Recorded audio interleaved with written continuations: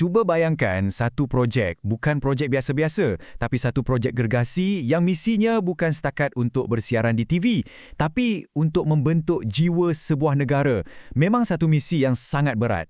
Tapi kan, persoalan dia, betul ke satu stesen TV, satu saluran je, mampu nak ubah identiti dan satukan sebuah negara yang macam-macam bangsa dan agama ni? Macam mustahil kan? Inilah persoalan yang cuba dijawab masa TV Al-Hijrah ditubuhkan. Untuk yang mungkin tak tahu, TV Al-Hijrah ni ialah stesen TV Islam Nasional 24 jam yang pertama kat Malaysia. Satu inisiatif kerajaan yang cita-citanya, bukan main besar lagi. Okey, jom kita patah balik ke permulaan. Macam mana sebenarnya saluran yang unik ni boleh wujud? Semuanya bermula dengan satu visi. Cerita dia macam ni. Pada Jun 2009, kerajaan umumkan rancangan nak buat satu saluran Islam. Tak sampai setahun lebih, November 2010, siaran percubaan pun start. Tapi, momen paling penting, paling simbolik sekali bila ia dilancarkan secara rasmi.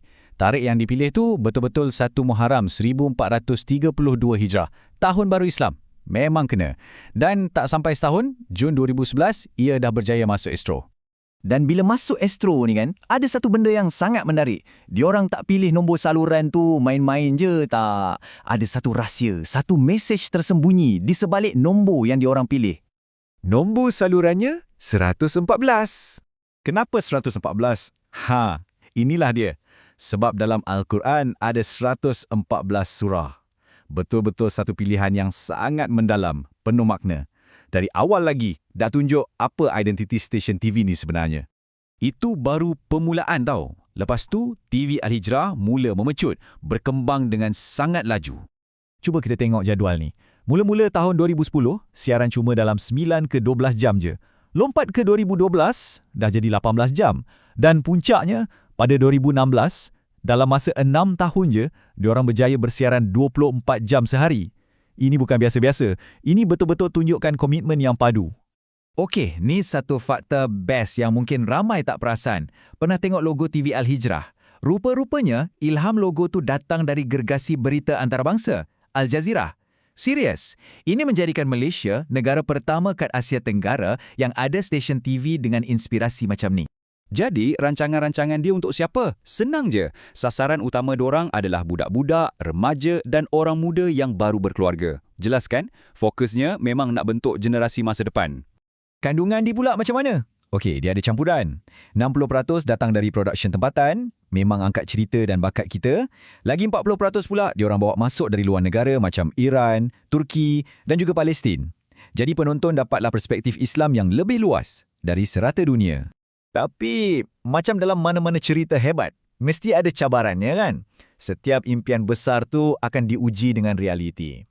Dan untuk TV Al-Hijrah, ujian paling besar dia datang dalam bentuk studionya sendiri. Masa tahun 2016, masa tengah naik gila-gila, TV Al-Hijrah lancarkan satu studio baru. Bukan studio biasa tau, tapi studio mega. Al-Hijrah Big Studio, seluas 800 meter persegi. Besar betul. Studio ni macam simbol kejayaan dan kemajuan diorang masa tu. Tapi realiti tu kadang-kadang kejam. Sebelah sini kita nampak cita-cita tinggi. Tahun 2016 ada studio utama, ada studio kedua. Sebelah lagi, realiti pahit pada tahun 2018. Studio mega yang dibanggakan tu terpaksa ditutup. Lepas 2 tahun je beroperasi. Sebab tak cukup duit. Memang satu tamparan hebat untuk impian yang besar ni. Jadi, bila dah kena cabaran macam tu, orang mungkin fikir kenapa stesen TV ni masih penting lagi untuk Malaysia? Apa peranan dia sebenarnya? Sebab peranan dia sebenarnya lebih besar dari sekadar hiburan. Ia jadi alat untuk sokong aspirasi kerajaan. Ia platform untuk cuba satukan rakyat kita yang berbilang kaum dan agama ni. Ia juga bagi perspektif Islam yang lebih moden dalam media dan siap bina kerjasama antarabangsa macam dengan TV Palestin. Dan yang paling penting, jangan lupa, TV Al-Hijrah ni sebuah GLC, syarikat berkaitan kerajaan. Ia diletakkan direct bawah Jabatan Perdana Menteri. Semua ni membawa kita kepada satu soalan besar untuk kita fikirkan sama-sama. Zaman sekarang ni, zaman penstreaming, zaman media sosial, pilihan hiburan tu kat hujung jari je, tak terkira banyaknya. Jadi, apa masa depan untuk stesen TV nasional yang berasaskan agama macam ni? Misi asal dia tu masih relevan ke? Ataupun dia kena berubah sepenuhnya kalau nak terus kekal dalam permainan?